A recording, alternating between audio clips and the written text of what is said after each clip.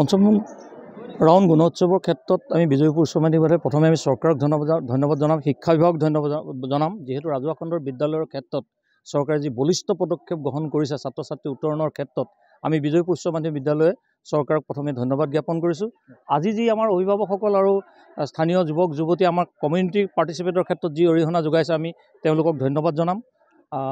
তাৰ লগে লগে আমাৰ ছাত্ৰ ছাত্ৰীসকলে বিদ্যালয়খন সৰু হ'ব পাৰে, বিদ্যালয়খন হয়তো সকলো সুন্দৰ নহ'ব পাৰে, কিন্তু পৰিষ্কাৰ পৰিচ্ছন্নতা কৰি ৰখাৰ ক্ষেত্ৰত তেওঁলোকে যি ধৰণে আমি তেওঁলোকক কথা দিছোঁ সেইমতে তেওঁলোকে কাম কৰিছে। চৰকাৰে যি নিৰ্দেশনা দিছে কিটচেন গাৰ্ডেনৰ কথা, আমাৰ বিদ্যালয়ে আমি কিটচেন গাৰ্ডেন আজি 3 মাহ ধৰি পেলাই আমি কিটচেন গাৰ্ডেনৰ পৰা আমি শাক পাচলি আমি ছাত্ৰ ছাত্ৰীক খুৱাইছোঁ।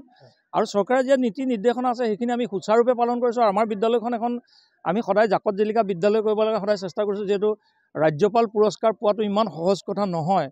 আমি একেৰাহে একেধাৰে 20ৰ পৰা 25 জন ছাত্ৰ ছাত্ৰী আমি জিলাখনৰ ভিতৰত ৰাজ্যপাল পুৰস্কাৰ দিবলৈ সক্ষম হৈছোঁ।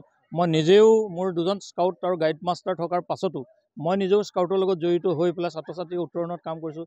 এইবাৰ মই প্ৰথমবাৰৰ কাৰণে ষ্টেট এৱাৰ্ড পাইছোঁ স্কাউটত। সেইটো মই নিজেই অনুভৱ কৰোঁ যে মই কেতিয়াও বিচৰা নাই যে মই তাক ষ্টেট এৱাৰ্ড মোক দিয়ক, কিন্তু গুৱাহাটীৰ পৰা ৰাজ্যই মোক বিচাৰি নি পেলাই স্কাউটৰ কৰি থকা মোৰ সেৱাৰ বাবে দিছে, তাৰ কাৰণে মই ধন্যবাদ জ্ঞাপন কৰিম। আৰু যি ব্যৱস্থাৰে শিক্ষা পদ্ধতিক আগুৱাই নিব বিচাৰিছে এই ক্ষেত্ৰত আমাৰ যি শিক্ষাৰ ক্ষেত্ৰত যিটো অতুল প্ৰভাৱ, যেনেকৈ আমি ছাত্ৰ ছাত্ৰীক সকলো ফালৰ পৰা গুণাগুণেৰে আমি উন্নত কৰিব পাৰোঁ, গুণ সৃষ্টি কৰিব পাৰোঁ, সেই ক্ষেত্ৰত আমি যৎপৰোনাস্তি চেষ্টা কৰিছোঁ। আৰু আমি নিশ্চয় আশাবাদী আমাৰ কোনো ছাত্ৰ ছাত্ৰীয়ে এই ক্ষেত্ৰত পিছলৈ নাযাব, আমি নিশ্চয় তেওঁলোকক আগুৱাই লৈ যাব পাৰিম। ধন্যবাদ।